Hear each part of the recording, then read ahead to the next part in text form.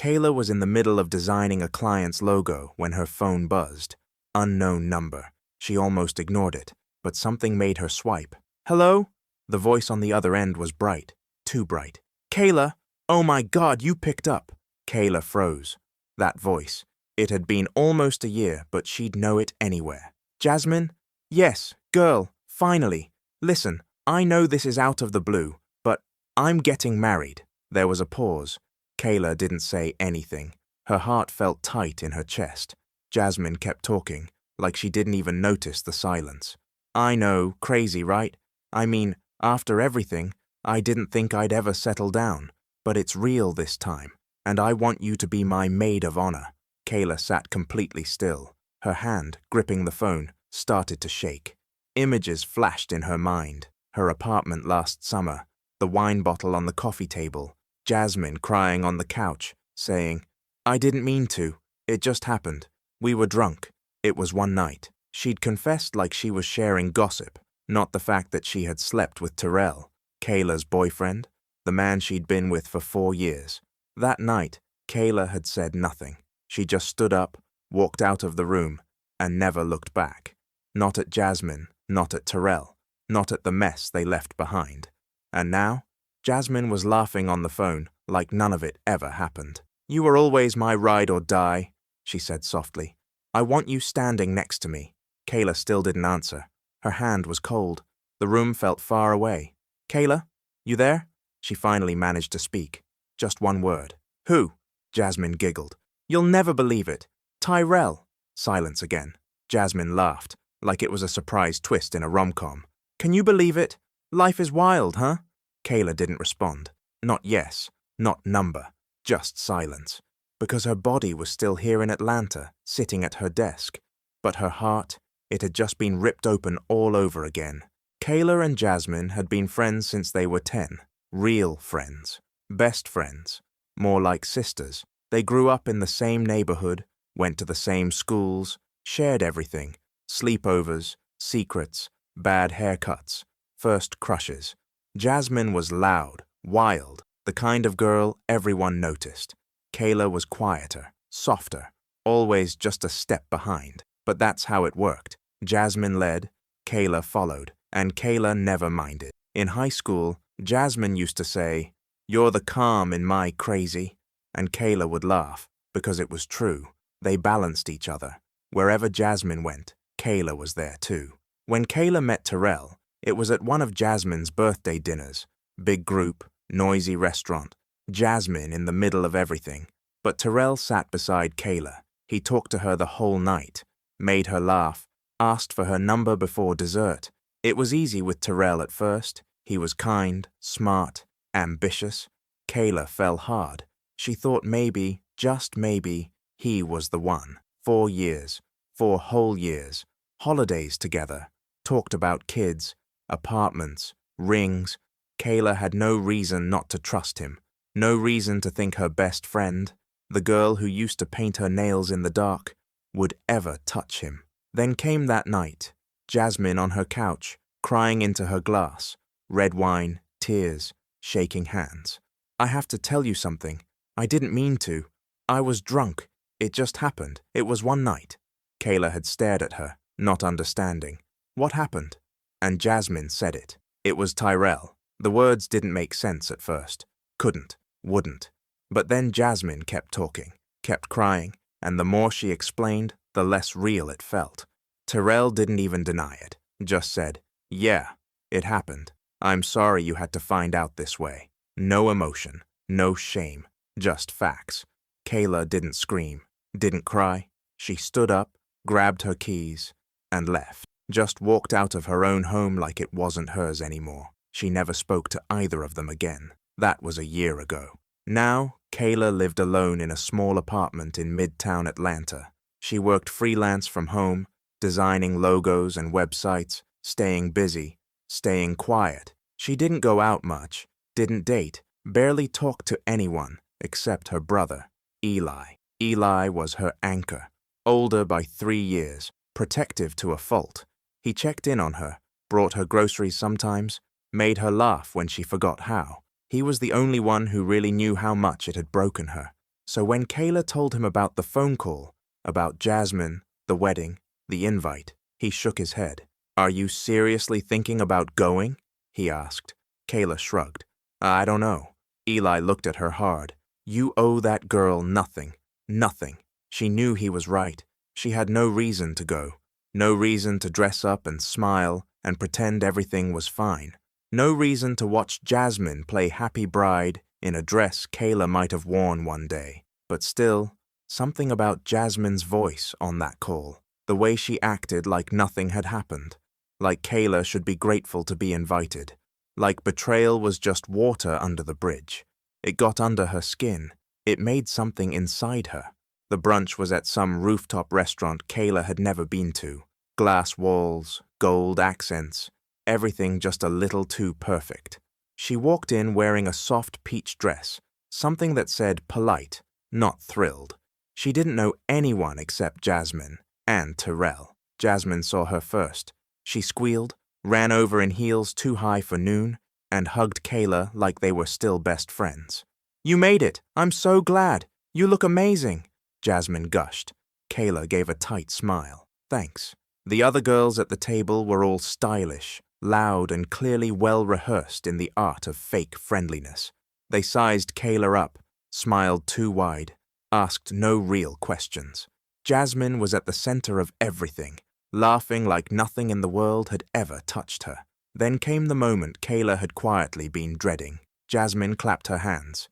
Okay, so I have to introduce the man of the hour." She turned toward the entrance. Tyrell walked in, looking like a model in a suit that probably cost more than Kayla's rent. He smiled, but not at her. "This is Ty," Jasmine said, beaming. "You remember Ty, right?" Kayla blinked, slowly. Her hand clenched her glass. Tyrell looked at her briefly, just enough to acknowledge her, then looked away. He didn't speak. Jasmine carried on like none of it mattered. "Kayla actually knew Ty before me. Crazy how the world works." Someone made a joke. Laughter, forks clinking. Kayla stayed quiet, her smile glued in place. An hour into the brunch, the champagne flowed. Jasmine tapped her glass for attention. Okay, everyone. My maid of honor has something to say." Kayla's stomach dropped. She hadn't written anything, hadn't prepared. She looked at Jasmine, who smiled sweetly, eyes full of expectation. "Come on, Kay, say a few words. For me." Everyone turned, waiting. Kayla stood up slowly, holding her mimosa. Her voice was calm, almost too calm. "Weddings are a lot of things. A beginning, a promise, a moment to start fresh." She looked straight at Jasmine, then at Terrell. "And sometimes, weddings are about second chances, and third betrayals." Laughter died. Someone coughed. A fork dropped. Kayla raised her glass, clinked it against her own, and sat down. Jasmine laughed nervously. She's always been the dramatic one, but her eyes were tight. After brunch, as people filtered out, Jasmine pulled Kayla aside near the bathroom. "What was that?" she whispered sharply. Kayla didn't answer.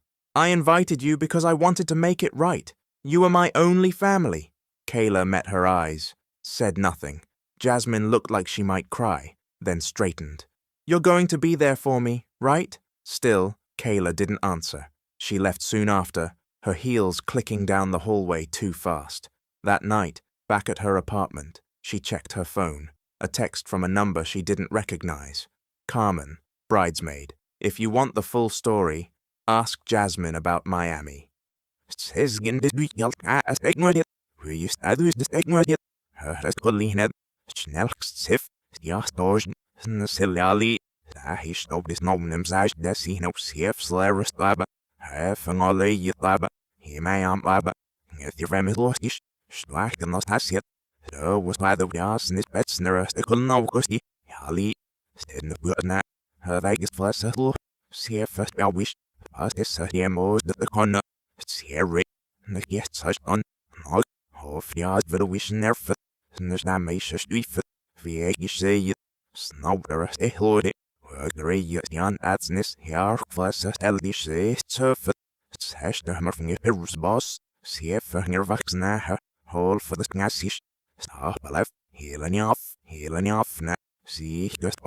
Oh, the Zulkish number per the cap. No, within the side of Fellally. Saduania. Stivers in the street. That's city. He lay run. Sarge the Lochman did hilarious. Says Gindid Yakal. And it prevents the Wakali roads to a rear to a beat. Cast knock young here run. Her swell betsish. Her snan diddy. Still what's sish. Oh, worse. Snell belly. That who stopped his nose able on him side. He'll now fly in there is gully. Her gets hush. We gets hush. Hilarious game yard it gets him out. Her step. Snow fallish. Skets some damn to a view. Good. Yeah, see. Say you're for him to worry. That guns all wit. See if server na hanari. Him is not. Makes the wind up in the good times hilarious. Her hang cuff for we are we invalued it. Looks of silver. Still in the lake. Start bills in the neck at customs murdered. This how murdered. Her lake. Her whole scene of nasty. And them smurgs if an out the wing fall. Her aim of us nothing in that so hilarious. Had all the bishal. He stood with the snit ear scope. This the evening up by the shish. Lahing a yibzong is if disgusted out by no affiliate. He would rather steal. The bitch not so. The bitch sluffish. And yas, Tim your vet. Snarl your vet. Snillias your vet. Save bot left the hand up. Save bongethun. And as the tubs the lake, the college and yash scared me asked that. So as a willy acting up snan and I am a person himself. And the faust, go the yelling aids, hilarious. The alpha calmex caps half and then. He would left senior. Kush snare. The such number of burnillets Dutchish. We can get one. Have the gun. He'll out. Look at the net alley. We care did it. So I now for fast sus the we in blostish. It cost back in the mark. Go with me dish. That's it. This couch sits me slash the hour no. Slash do hang it. So I nepsish the under the chalf nyama. Nurse the much silly.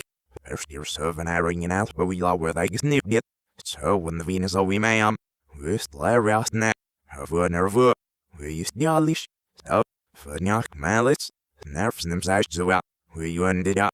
Oh, for being last week in this job. Up so we lay belly. Take yes and look up. Snarp that thing at tons of all this cat such you share with them. If it ideas ya. Athena yes and organs so well. But getting the mark. Lockish. The earl of New York, sir. The noir, the lake. Pots and lookish desish. And the path back in a nag in it. Me asked her for the fire blotting themselves. Me the way you salo hot fun and all other things so it. Her the may am such as a wit. The unknown as a wit. The mark. He'll not snitch to a more than observe the mark. He may am in the battle. Her lake. The alpero from your own scandalous in the dear wish. The unknown such revenge of it. And one dish. And one beast of homes away the wheel of this mountain dash. Snell caused her. And just sashed her. And they get that. And they get it a wish. And the surf sing if. Did I that silly? He may am babbing himself, hero slough at no we fit. So I have near silly no dates in the mark of this hemmet. I feel invisible, she said, her voice raw. They rewrote our story like I was never in it. Eli reached over, squeezed her hand. So, rewrite it back. Not for them. For you. Kayla wiped her cheeks. Her eyes were dry now, but sharper. I'm going to that wedding. Eli blinked. Why? She stood up slowly. Not to forgive, not to forget. I want her to see me. See who I am now, not the girl she walked over, the woman who remembers everything. Eli nodded once, then go, and make sure she never forgets it.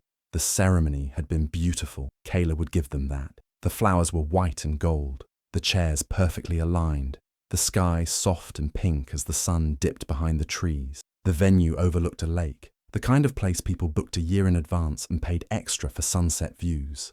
Jasmine stood at the altar earlier, glowing in a dress made to be seen, lace, pearls, low-cut back. She cried during her vows. Tyrell pretended not to look nervous. Kayla had sat through it all with a blank expression, the kind that said everything by saying nothing. Now it was the reception. People laughed, danced, toasted. Jasmine made her rounds like a queen greeting her kingdom. Tyrell stayed close but quiet, smiling like someone trying too hard to mean it.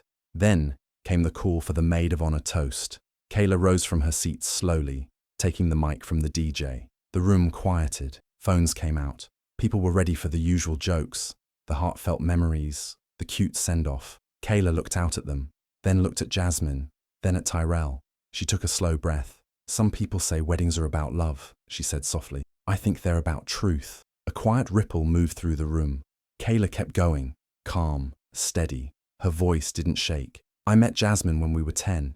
We were inseparable.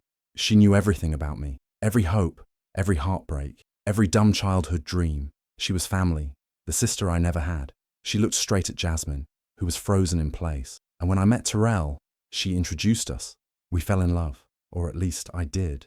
A hush fell, a few glances, some whispers. For 4 years I thought we were building something real.